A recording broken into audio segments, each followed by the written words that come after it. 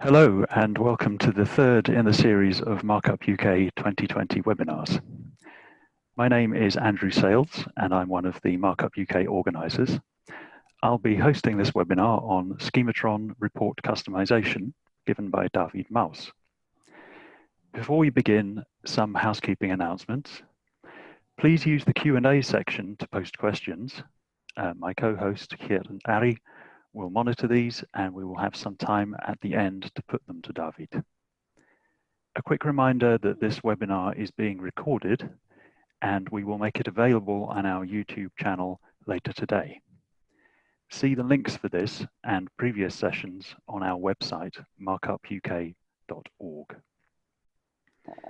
Before I hand over to David, let me just say that we are very fortunate to have as our presenter today not just an experienced Schematron practitioner, but also an implementer of that standard. David maintains XSLT and implementation in XSLT.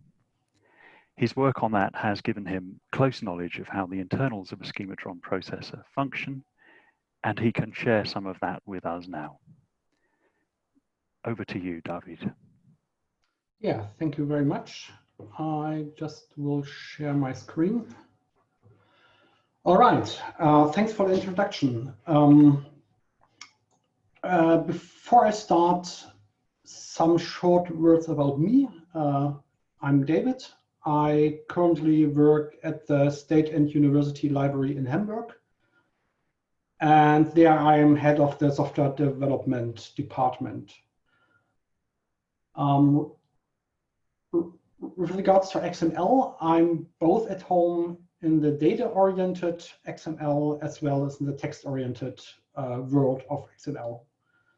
And as Andrew has mentioned, I'm the author of XSLT, a modern XSLT-based Schematron implementation. If you want to contact me, feel free. My contact information is in the slides. There's also a repository for this webinar. It's over at github.com /XSLT MarkupUK 2020 webinar. And if you want to follow through the examples, or if you want to take a look at the examples afterwards, you can just download and extract the latest version from the releases page of this GitHub repository.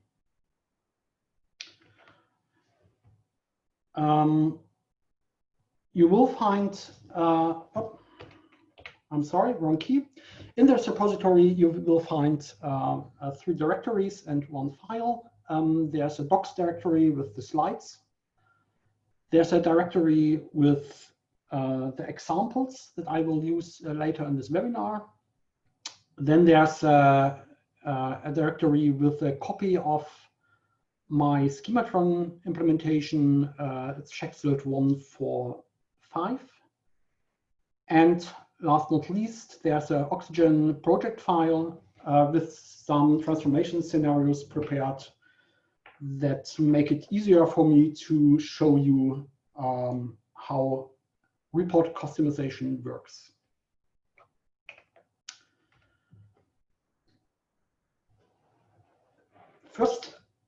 I think first it's good to just remember why someone would like to customize a Schematron report. I assume that most of you will have used Schematron in one or another form.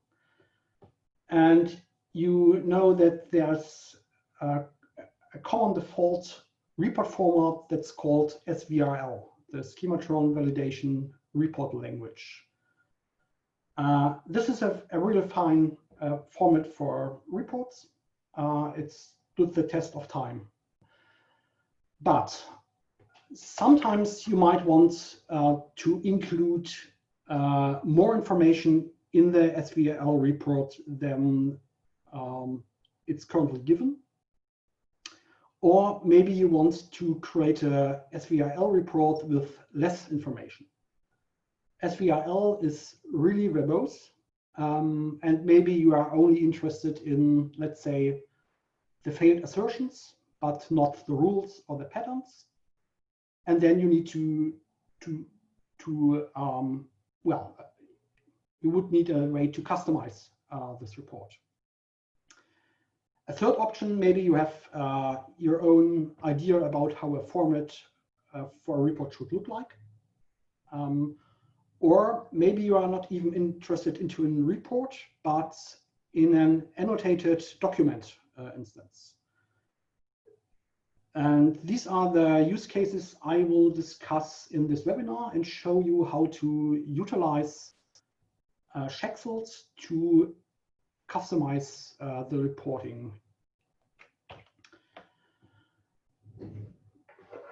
I'm talking primarily about Schematron. This is an XSLT-based implementation that I wrote and released last year.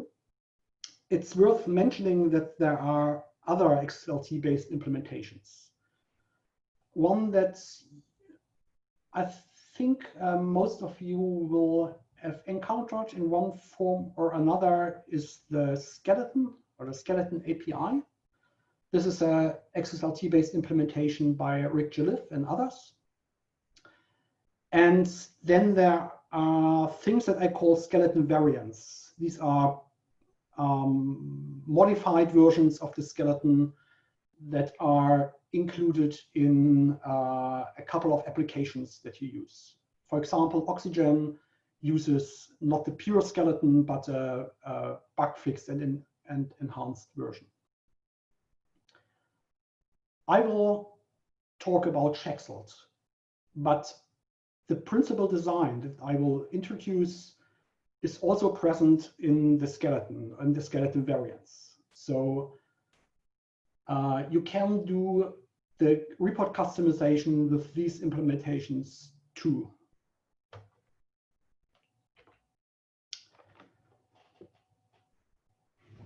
How does a XSLT-based implementation work?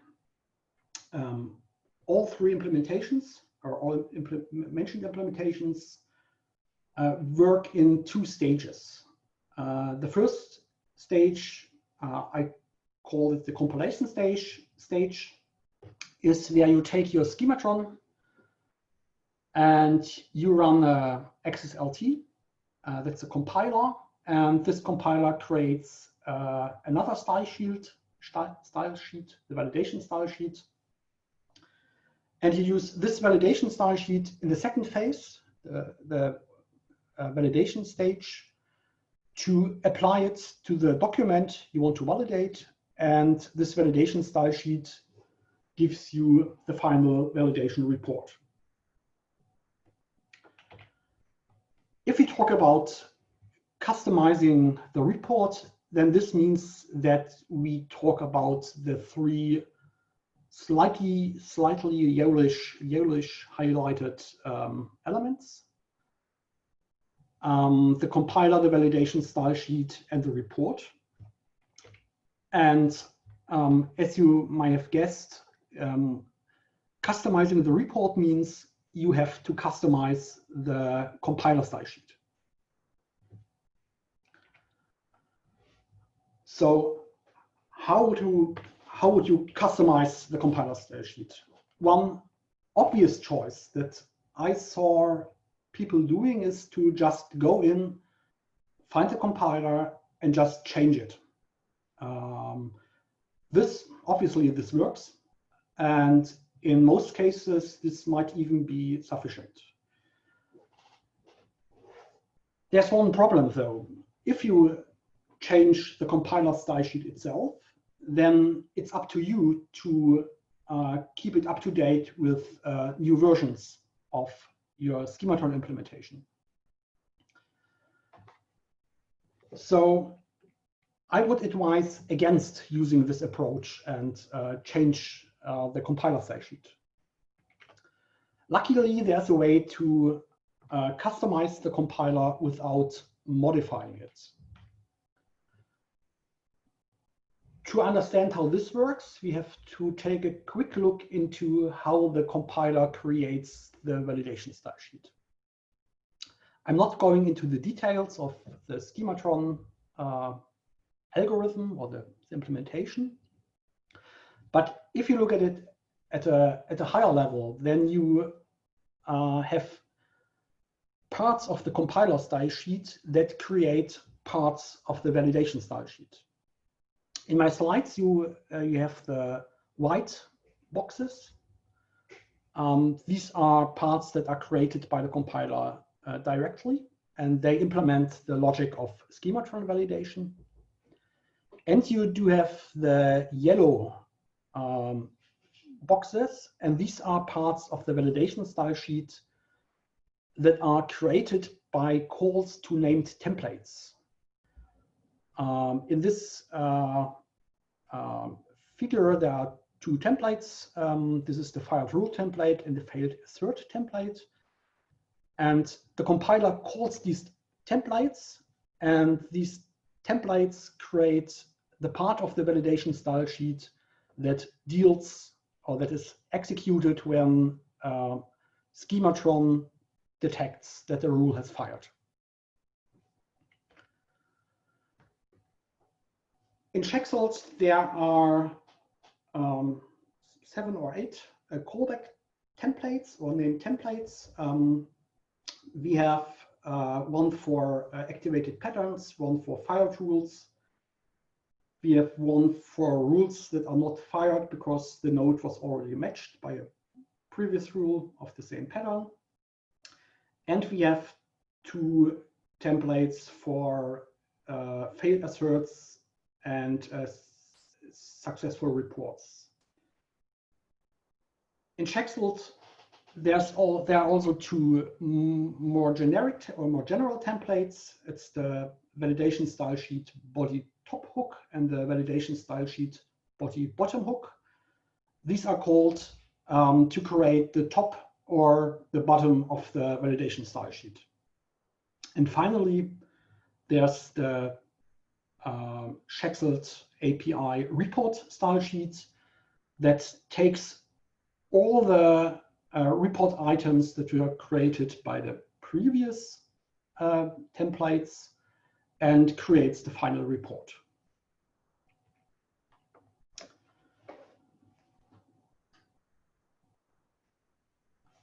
So how do you customize a report? Well, the Schematron compiler uses named templates to create the parts of the validation style sheet. And you can utilize a mechanism called import precedence to customize the report. This means that if the compiler calls a template, the XSLT engine selects the named template with the highest import precedence over the ones with the lower import precedence. To customize the report, you write your style sheet that implements the named templates. Then you import the compiler style sheet, and the import precedence rules take care of the rest. This might be quite theoretical and abstract. So let's take a look into some examples. The first one is taken from Schematron again, the part that creates the SVL report utilizes this mechanism of callback APIs. In this figure, you see how the import works. We have a style sheet called compile for SVL.xsl. This style sheet defines a named template called Schematron API fired rule. The style sheet compile for SVL.xsl imports the compiler style sheet, which in turn imports an API definition. And the API definition defines the named template too, but it is overridden by the one we defined in the compile for SVL style sheet. Now I switch to Oxygen to just maybe make it more clearer.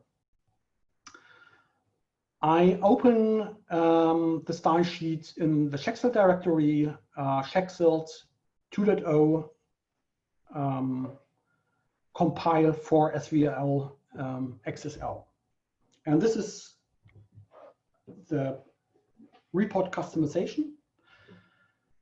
There's one other concept that you should be aware of when customizing the report this way, and this is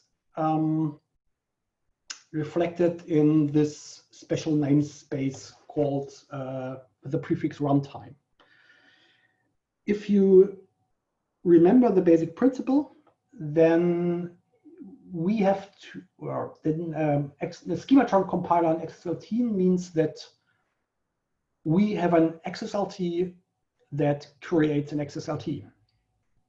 And this means that we need a way to differentiate between elements that are instructions of the compiler, such as the named template definitions, and instructions that are part of the validation style sheet.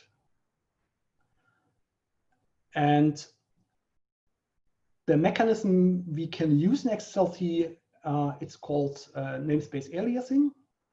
So this is this instruction that tells the XSLT processor that when the result of this XSL transformation is written to disk, it should use the namespace URI that is bound to the prefix XSL when it serializes the elements that are with the prefix runtime. If you look at this Schematron API report function, at the bottom, we can see that this runtime sequence instruction will be written out as an XSL sequence instruction if we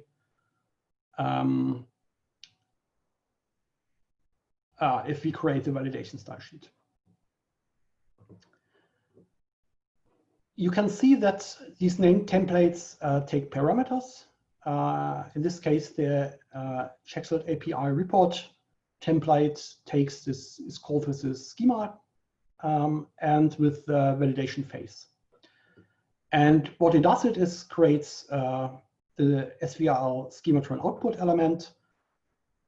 Then it creates attributes of this element.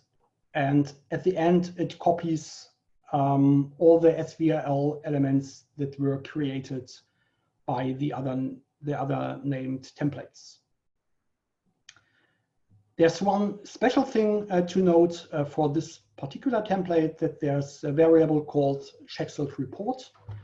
And this is a variable that's available in the validation style sheet at the time these instructions are, or this instruction is executed. If you scroll through the style sheet, you can see that there are implementations for almost, not for all defined API templates. We can have a quick look into the API template. This is the specification of all the named templates that are available for customization.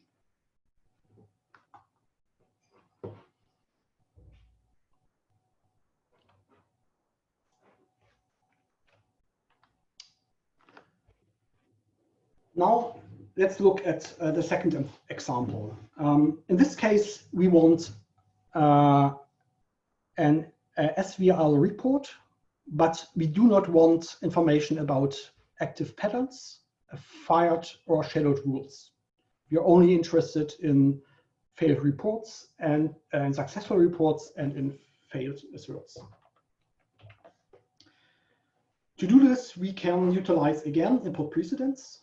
We don't have to write our own SVL reporting templates for the report elements we want to keep.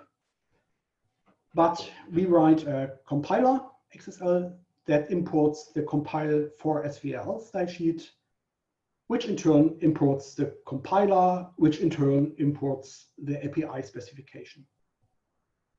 And thanks to import precedence, if we run the compiler, then, for example, the fired rule element that we defined will override not just the template that's defined by the API, but also the template that was defined by the compile for SVL.xsl.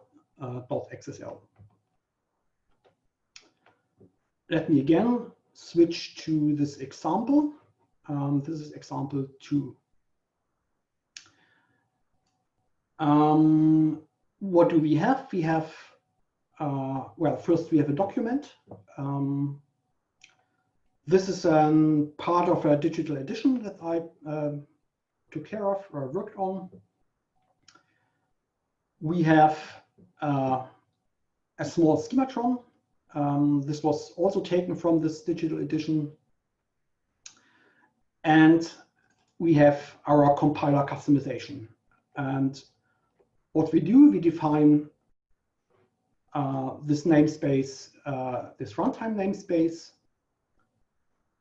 We define the namespace alias, and we import the Schematron compile for SVL style sheet. And now all we have to do is we have to provide a name template for active patterns and a name template for filed rules. And these templates just do nothing. And because they have the highest import precedence, they will be executed by the compiler when the part of the validation style sheet is created that handles active patterns. So I go to my schematron and I select a transformation scenario that I prepared that compiles this schematron with our compiler. And it creates this schematron compiled XSL. This is the validation style sheet for our schematron. And if I open the document and I validate it with the validation style sheet that we just created,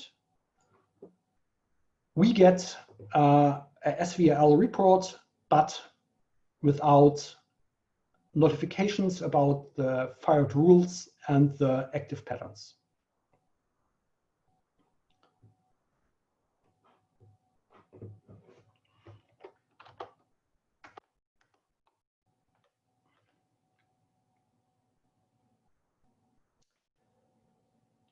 In example 3, we use the same technique to create a custom report format. Again, we have, I just close all the documents from example 2. In example 3, we have the same document. We also have the same schematron. And we have a compiler style customization style sheet that again defines the namespace runtime. It defines the namespace alias. This time it imports the compiler directly without the SVL customization. And then we define just 2 templates. One is the failed assert template, and here we create a report element with the ID of the failed assertion and a timestamp. Please note these double curly brackets. If you remember, we have 2 stages. We have the compilation stage and the validation stage. What we say here is that this instruction, the current datetime, should be executed in the validation stage. If we would just use two curly braces, then this would be a regular attribute value template, and this would execute when the validation style sheet is compiled. That's not what we want. We want the current date time to be reported when the validation style sheet runs. Footnote: if you start customizing or working with XSLT-based Schematron implementations, then this is a topic that you will have to deal with, the different times when an instruction is run. Footnote end. The second template we override is the reports template. It's called the schema interface, and we simply copy the contents of the dynamically scoped variable Schematron report, and we do it at the runtime.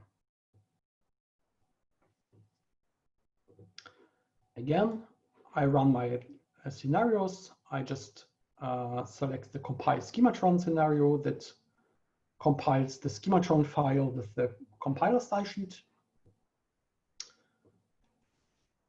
And this is the compiled style sheet. It still looks quite complicated. And then I open the document, and if I validate it with the customized validation style sheet, I get my desired report format. Just a failed assert, the ID, and the timestamp.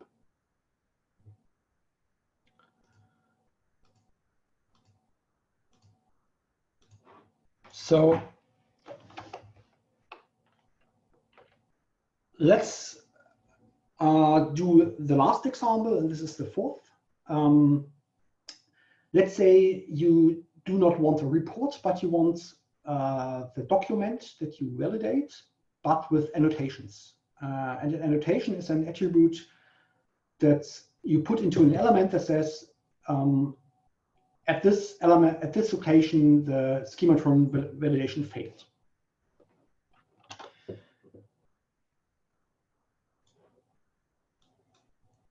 We can use the same principle of customization as we did before. Again, we have the Schematron. We also have our document. And this time our compiler customization, it's a little bit longer. So again, we have the, we declare the runtimes prefix. We declare the namespace alias. We use the same failed assert template as before, but with one, no, actually with two modifications. First, we include the Schematron test that was executed and failed. And second, we use an attribute called element ID that keeps track of the element, of the closest element of this failed assertions. So this is the way that we can keep track which elements of the source document failed to validate.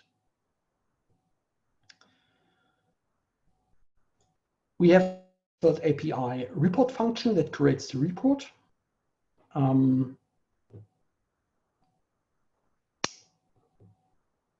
And oh yes, this is a special one. So what we do here is this. We also have the template, the validation style sheet body top hook, and we use this to create an identity transformation of the source document that we validate. And for the element, if we identity transform elements, we look up in our report if this element was reported for a failed assertion. So we pass the report as a variable. We generate the ID of the element of the source document. And if the report contains a failed assert for this element, we insert an attribute called report failed assert. And this report contains the ID of, or the IDs of all the assertions that failed for this element. And being an identity transform, we define a second template for all other node kinds that just copies these kinds of node.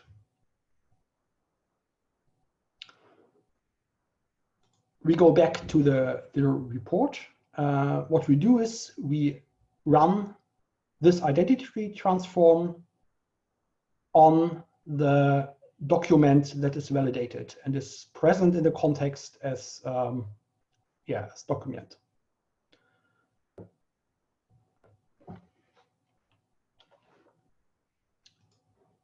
Again, just to show you that this really works, I take the compiler. I compile it with this customization. I do get a compiler style sheet that implements the Schematron. I get a validation style sheet that implements the Schematron and our customized reporting. And I can validate my document with this. And I get these annotations in this source document. I get the source document back with the annotations.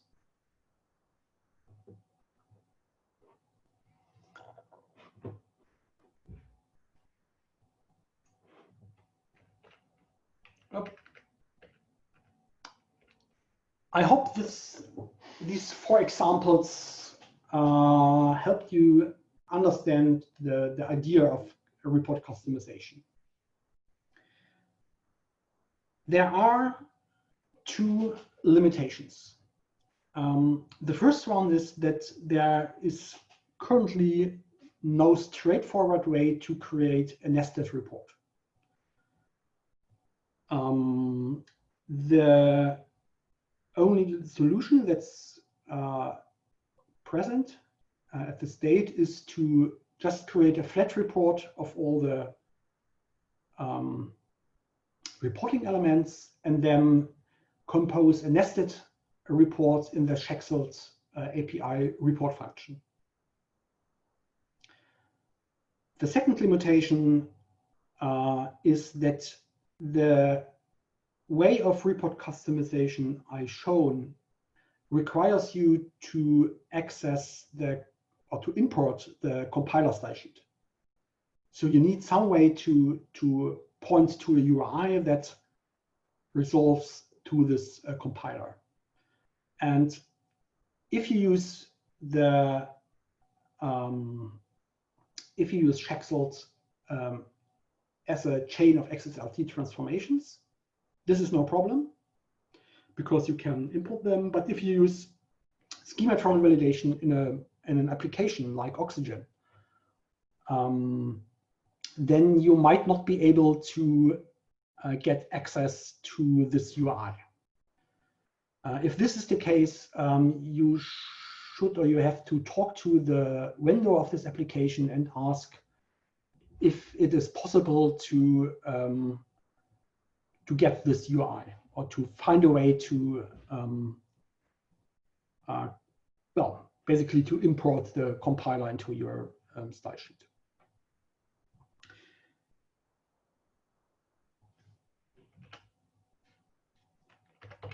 there's nothing more to say from my side, at least for this, this part of the webinar. If you are interested in the whole topic of report customization or Schematron, or for example, if you have ideas about a better reporting format than SVRL, or ideas about how one could create, for example, nested reports, feel free to contact me or visit the Schematron mailing list at schematronist.org. Or for a quick chat, there's a Slack channel for XML-related questions, and you will normally find me there too. And of course, you will find other Schematron users and implementers there as well. Thank you very much. Thank you, David. That's I can see there's a great deal of use there, particularly in slimming down the amount of information that a typical SVRL report contains. Let's move over to the Q&A.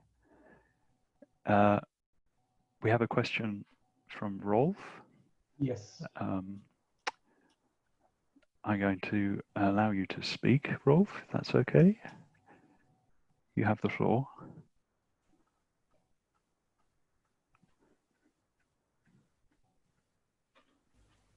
Can you hear me now? Yes. Yeah. Okay. I just had like a question about the last example that you gave, David, and thanks for all these examples. It's very helpful to get an idea of where to take this. If I understand it correctly, in the last example, basically the source document will be traversed twice, right? Yes, that's true. Because one of my concerns is we work with some really big XML data sets, and going through them twice might actually be not worth it. Yeah, that's true.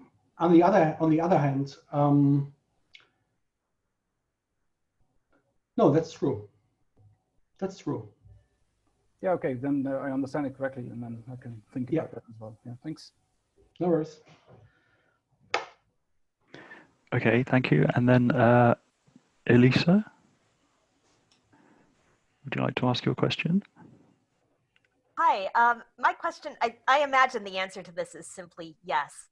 But my immediate sense of the use of this is for validating a whole pile, a whole collection of XML documents. And I'm wondering if there are any complications with that sort of work. So yeah, any comments that you might have about that? I would say it depends. It depends how you feed the documents into the Schematron validation. So it's still one report per validated document. Ah, okay. There are mechanisms in Schematron. There's a documents attribute on the pattern element in the 2016 Schematron that you can use to validate multiple or different, multiple documents as well. And these documents would be, so I would say it depends. It depends. I have to think about it. Okay. But yes, but it really depends on your setup and how you validate the documents. Right. Well, I imagine, I mean, one would be running Schematron. I would imagine if I needed to process a collection, I'd probably want to be doing a command line process or doing this in a shell process rather than in Oxygen. Although it would be nice if I could do it in Oxygen. Yeah. It's something I'd like to find out more about because it's kind of a pressing need for some of my projects to be able to do this sort of validation over a large collection without having to implement something heavyweight like a Jenkins server. And that was kind of my first thought with reading this was that, oh, I could really use this sort of reporting in a macro to give me a macro view of where the errors are happening across a large number of files. So I'm curious to see what we can do. Yeah, I think this could be done. It depends on how many documents you have. Okay. But yeah, I think I will come. I think I have a solution. Great. All right. I will stay tuned. I will stay tuned for details, and I think I'm going to join the mailing list, and I'll watch for you on Slack too. So yes, thanks. That's a very good idea. Thank you. And can I come to you, Joel? Your question is quite long, but if you'd like to answer it, ask it now, please.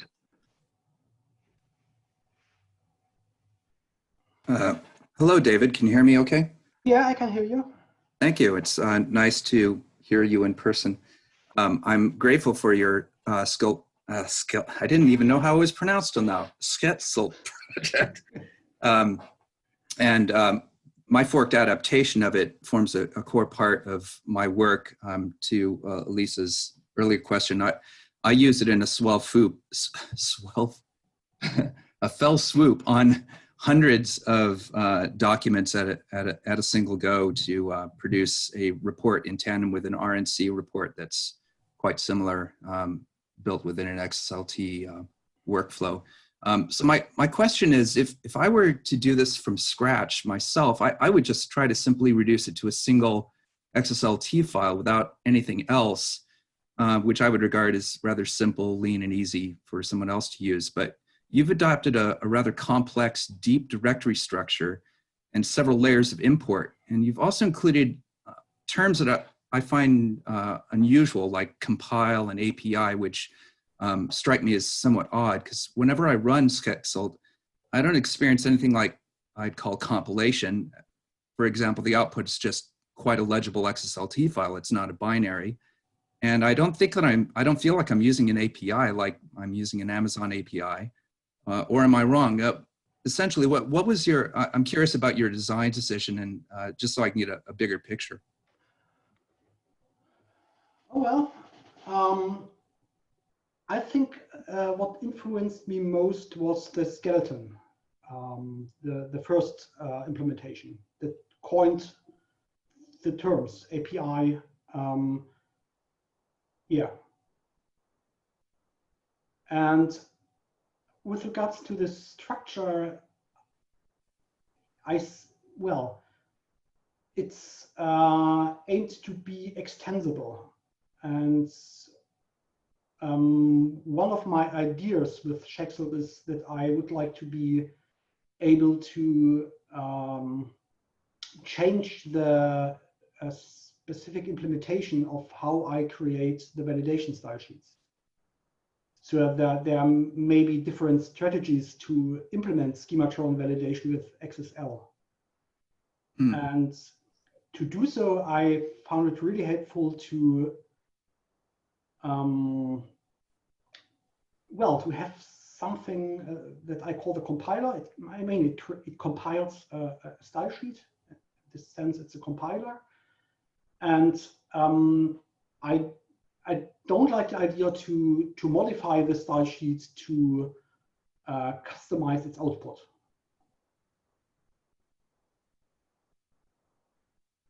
Okay, that's fair. But yeah, well, and historically, I started with exactly that, just one style sheet that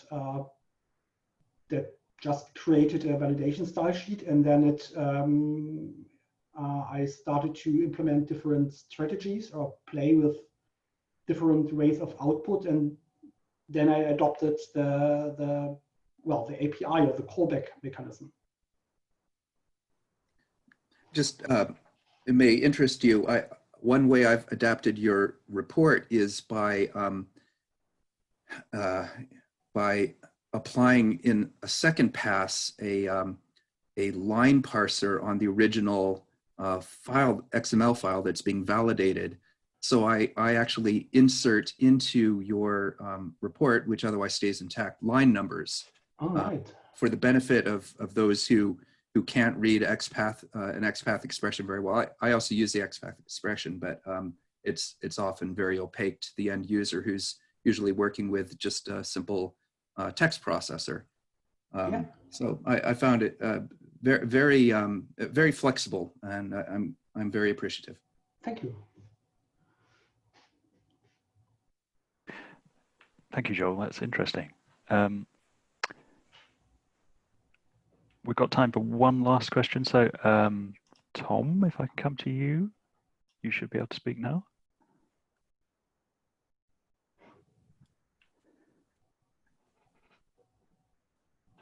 It tricked me because I had to press a button. Can everyone hear me? Yes, we can. Good. So I'm just trying to work out, David, where the sweet spot is for this technique, because my go-to approach for this would be to have it as part of a pipeline and to transform the SVRL report as a separate XSLT transformation. Can you give us some idea of what the pros and cons of your technique is over that, and when you think that this might work better? Yes, certainly. I got the whole idea of this webinar with some guys from the German National Library. And we talked about Schematron, and they use it for quality assurance. And they told me that they validate, I don't know, millions of documents, and the verbosity of the SVRL gets in their way because it slows down the entire process. So they were looking for a way to just have failed asserts and successful reports in their output. And the way they choose to do it was to not create the SVL and then remove the elements, because then the damage is done, the elements are created, but to modify the validation style sheet and remove all parts that create the fired rules and the active patterns.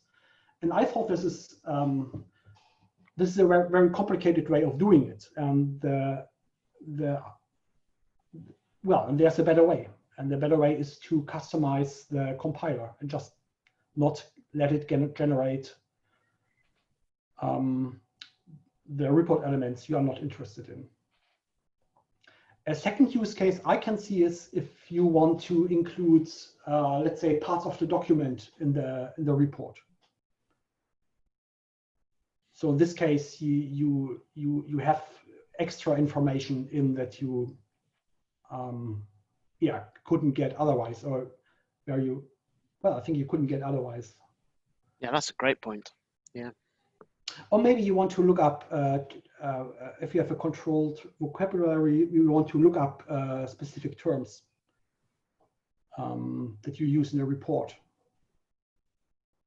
Something like that. I mean, to be honest, I'm happy with SVRL. I never felt the need to customize it. I do particularly like the idea of being able to add comments to the original document. I can see that being hugely helpful for things like authoring tools. Well, And that would be a lot harder to do, I think, with a separate XSLT. I think there's a last one that I think would be, no, I forgot it. I'm sorry. Oh, well, yes. For example, you might want to, maybe it's too complicated, but in Schematron, you do have the concept of properties and flags. And maybe you want to create a validation style sheet that does something based on information in the Schematron. It's like if a certain flag has been raised, or if the assertion is connected to a special property, please do something special. Then this would also be a customization you could implement. Maybe that's too complicated, but yeah. I think the possibilities are endless. Mm. Let's wrap up there then. Thank you again so much, David. It was really interesting, and thank you all for attending and for your questions, participation. We'll make this available later, and please don't forget to register for the rest of the series of webinars, Markup UK. Thanks then. Bye-bye, everyone. Bye.